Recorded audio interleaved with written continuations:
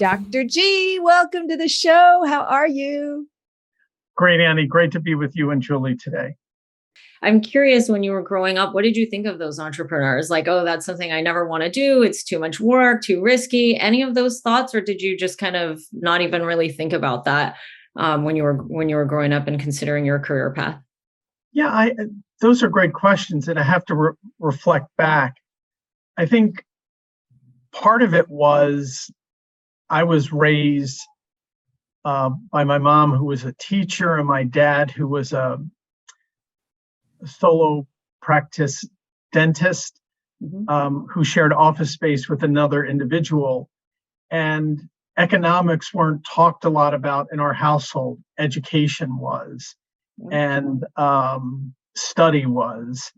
And so I was a bit uncomfortable by, other relatives who were talking about, the car business that they were in, and the real estate business that they were in, because it just didn't align with, the culture that I had gotten. And things have evolved with time.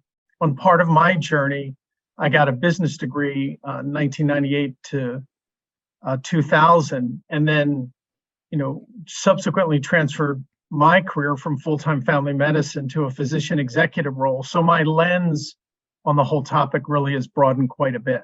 Yeah. And so tell us about that. What was that like? You went back to get your MBA. Why? What prompted that? What did you hope to get out of it? And do you feel like you got out of it what you wanted to?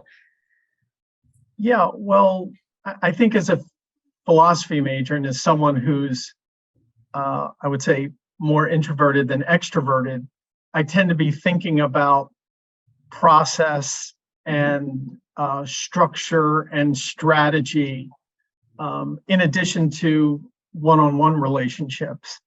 And I had been in full-time practice for 5 years, and I stepped back and started asking about the U.S. healthcare delivery system and different structures within the healthcare delivery system and different types of industries in healthcare.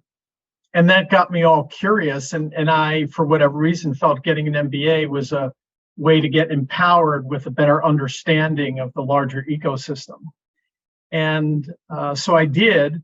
And that was a launching point to a transition to a physician executive role. Yeah. Mm-hmm. So now take us back. So it sounds like early on you had, or all throughout, you had a good foundation in, probably from your upbringing, in living below your means. And so it probably over the years, you were able to start saving up. Did you start investing in the stock market, or how did you come to find real estate? Yeah, well, actually, I made some early real estate investments without study in about 2005, 2006. So I didn't golden have years. They weren't the golden years.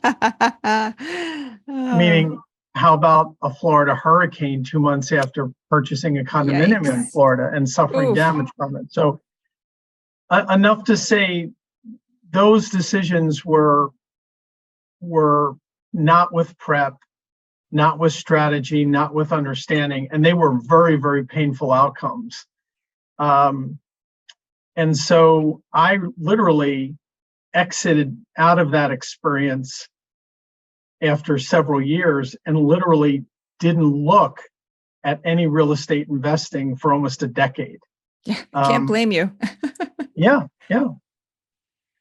And then,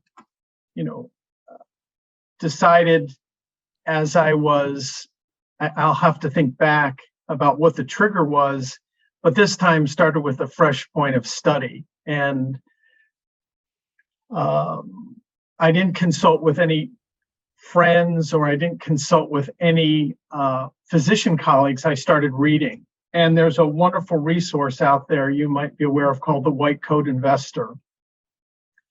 And so I got on their mailing list, and they're just a rich, organized source of a wide scope of information. And then from them, I got into sub areas of further study and other contacts.